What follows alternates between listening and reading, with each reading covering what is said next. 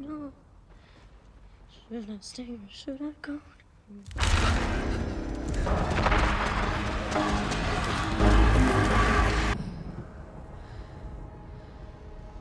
There are so many difficulties when we're talking about dealing with trauma.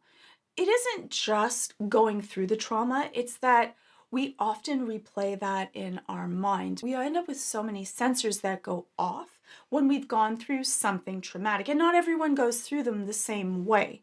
We can often relive that trauma in our head over and over again, or be reminded of it by different scents, different sounds, different voices. It's not just traumatic going through it the first time, we're often reliving it constantly inside of our head through our dreams, through our memories, and also through our somatic responses. Our body remembers.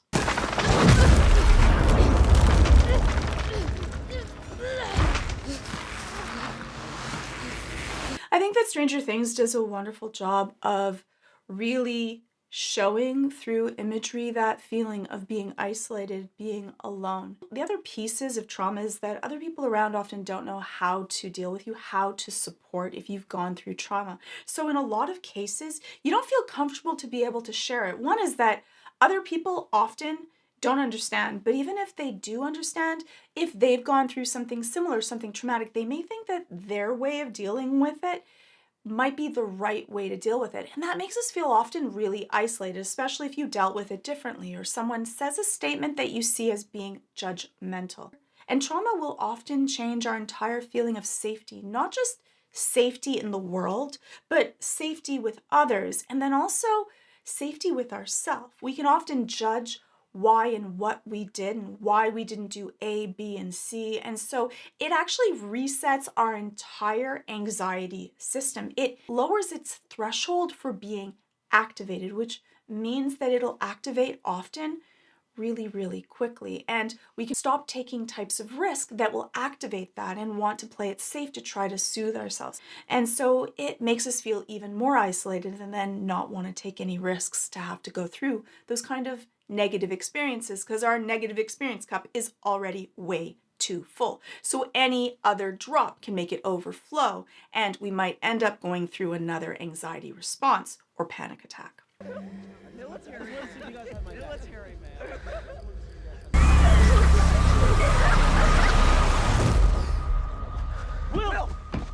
Will! Hey, are you okay?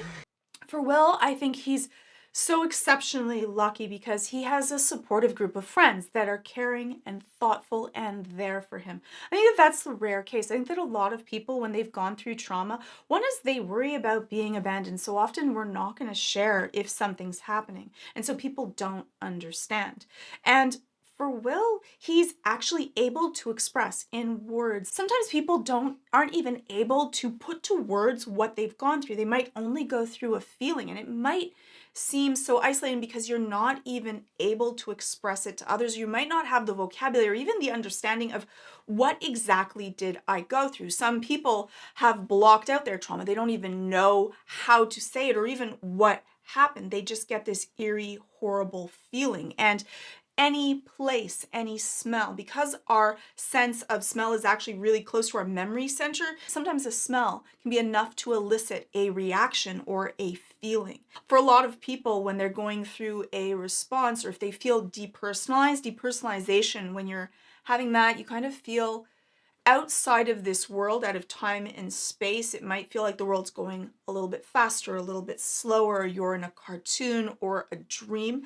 It can feel really weird. And for a lot of people, they don't want to share that because they might be worried that they're going through a psychological break and worried that people will judge them or that there's something seriously wrong with them. It is something that is common that happens with anxiety. It's one of our safety mechanisms. And the problem is that if you've gone through trauma before, your mechanism for going into your safety behavior, an anxiety response, when your sympathetic nervous system is going to flood you with cortisol and adrenaline to keep you safe, it's lower. Your threshold will be hit more easily. And so because of that, things that may not bother anyone else or cause an anxiety response will happen more quickly for you. I don't know. I guess maybe it's nothing, but I don't know. Maybe I just get nervous sometimes before crawls. Yeah, I get nervous too. But the sky doesn't spin for me. It never spin for you? Maybe he's close. Okay, Squawk, 6 o'clock, not a second later, right? If you're helping support someone that has trauma, sometimes just being there and listening, I think that for a lot of people, they're worried about, they want to fix it. They want to stop someone else from feeling bad, but just holding that space, just being able to listen. I think that Will's friends do a wonderful job of being there for him, supporting him, and just letting him speak and listening. And so you don't have to worry about having a whole bunch of skills. Again, that doesn't mean that everyone can unload to anyone else. That doesn't mean that you'll be able to handle it. And that doesn't mean that you're not a good friend if you find that overwhelming. But that's where communication is key.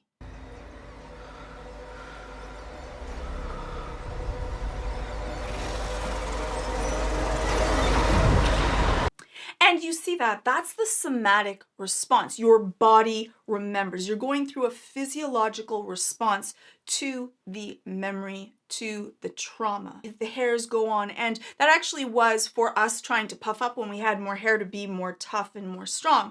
But also we end up with a sweat response that would help us, one, cool down from being overheated, but also not to be as easily grabbed, to be able to get away. Our heart starts beating faster, so that if we need to fight or we need to freeze, stay in place, we'll be able to do that more quickly. And our muscles start to get prepared for action. So our stomach stops working so that it can send all of that blood that was in our stomach to our main muscle groups so that we can get away more quickly. And some other cool parts of our anxiety system getting prepared to fight or flight is that we are processing thoughts and sight more quickly than we usually would. And for some people, that makes time seem to slow down. We are actually able to be stronger. All of that stored extra energy goes to those muscle groups so that we are stronger and more quick to action if we might need it. So even though a lot of people see anxiety as this big bad, this horrible thing that is haunting us, and no, you don't want anxiety to be controlling your life, it is there to try to keep you safe and prepare you for danger. I know it's hard to talk about, but these visions, were they like before? Like when you had your now memories?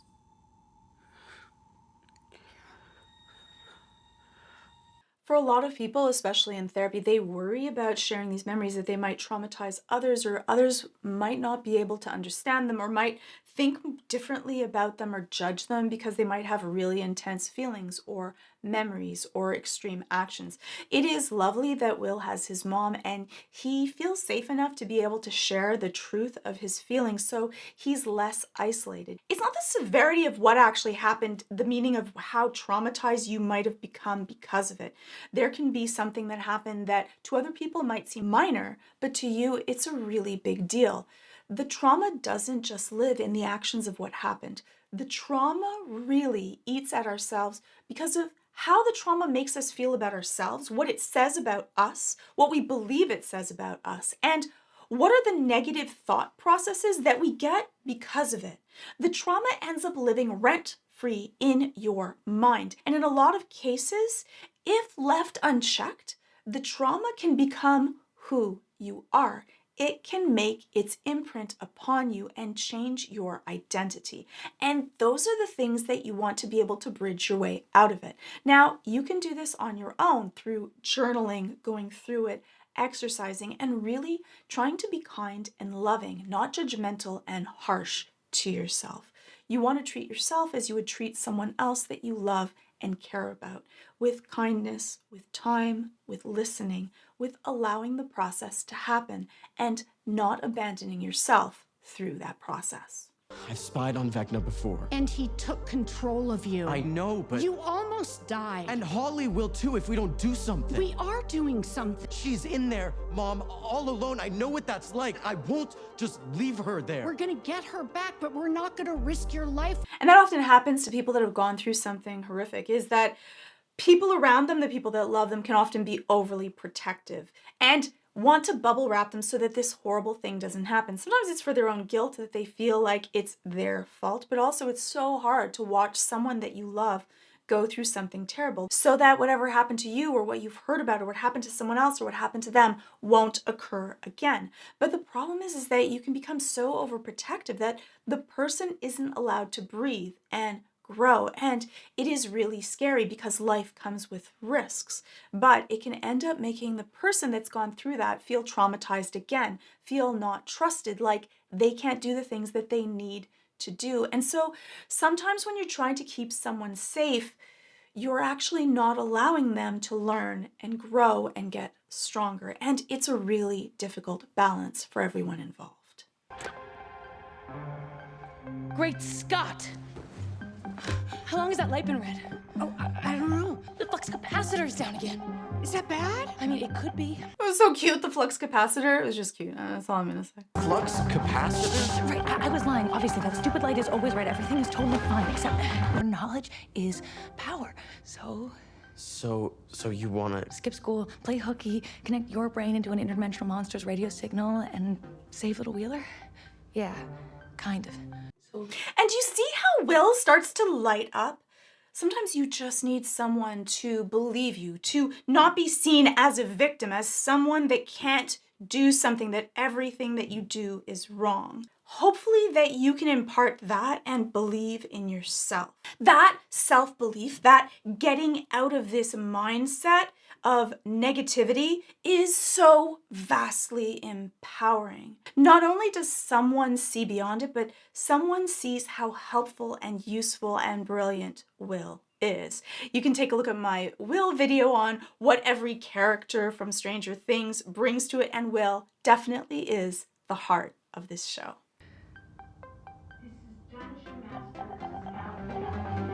Screw it.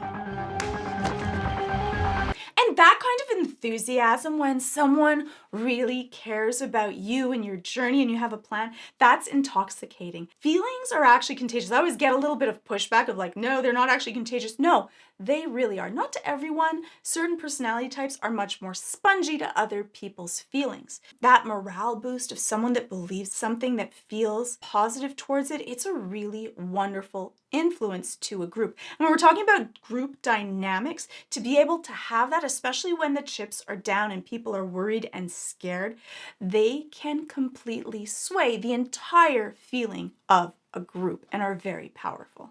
I don't think that we give enough weight to group morale and how each person gives or takes something from group dynamics. Probably a video all on its own. I heard laughter What? in my vision. Kids laughing, playing. You can figure out all of the pieces of how traumatic things have controlled you, what it means about you, and truly free yourself from it.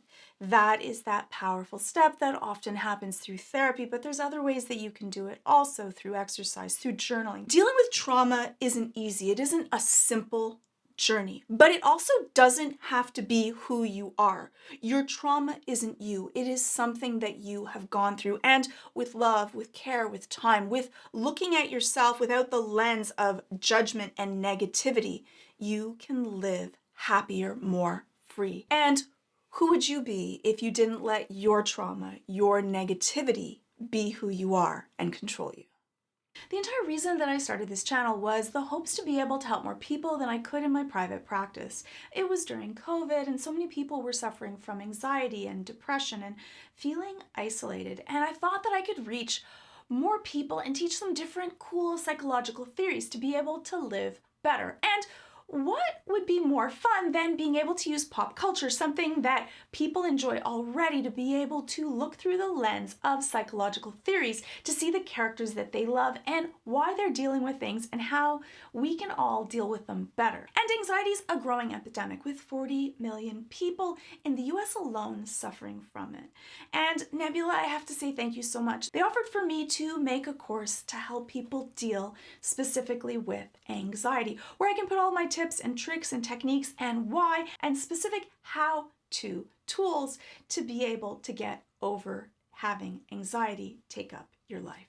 And so if you know someone that's suffering from anxiety and maybe they don't feel comfortable to be able to go to therapy, which I understand it's hard and scary and you have to kind of unfurl your life and feel safe with someone else. And for many people, especially people that are dealing with trauma and trauma-based anxiety, they may not feel comfortable to do that. Now, a wonderful gift that you could give to yourself or someone that you love over the holidays would be a subscription to Nebula. And because you're watching this channel, it's only $2.50 a month, $30 a year. I had to actually check because it was so cheap. I didn't even think that it was real, but what a beautiful gift. I like to give gifts that are experiential or will help people live better because in my estimation, again, I'm a therapist, take it with a grain of salt, but like life's too short. Why let fear control you? Why let your negative self-talk be something that's playing over in your head when you can just live better and happier and breathe easier? And you don't just get my channel or my series, which I do, my Nebula Plus, where I go in depth on shows like Hazbin Hotel, Invincible, Castlevania, Arcane, Hell of a Boss, Silent Hill, The Boys, Deadpool, all extended versions, deep dives, stuff that I can't post on YouTube. You also get exclusive originals such as The Getaway, which was, for me, a dream come true, which is like Survivor meets The Mole, where creators get to travel around the world, do challenges, have all kinds of fun. I also got to be a part of the show Amy's Dead End Dream House, where I was the psychological consultant, which was amazingly fun, but also meaningful to make sure that the psychology in the show was accurate. Nebula isn't just ad-free, sponsor-free. By joining, you directly support 200 plus amazing creators making thoughtful, creative work, and some of which you can only find on Nebula. That's all early access, all extended versions, originals, courses from every Nebula creator, just by clicking on the link below. Only for $2.50 a month, $30. I didn't even believe it myself. So thank you so much to Nebula for supporting my work and to you for watching this video. And if you made it all the way through, you can let me know in the comments below because you're one of the 10%, only 10% that does it. And hopefully I'll see you in the next video.